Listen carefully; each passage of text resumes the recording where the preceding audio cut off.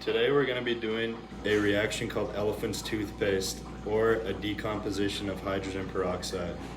Our three group members are me, Benjamin Matthews McCulley.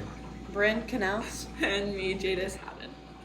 So we're going to start by adding hydrogen peroxide into a water bottle, We have half a cup of hydrogen peroxide. and then dish soap into that hydrogen peroxide and mix it around a little bit.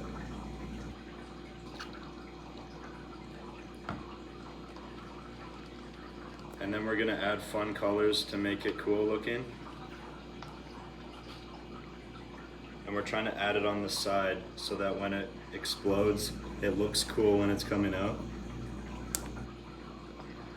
And then in this cup, I pre-stirred yeast and warm water.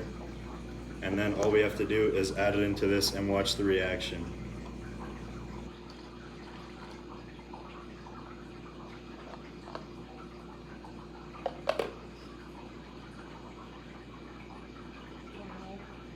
And this reaction is an endothermic reaction, so it releases a little bit of heat, so we're careful not to touch it while it's hot.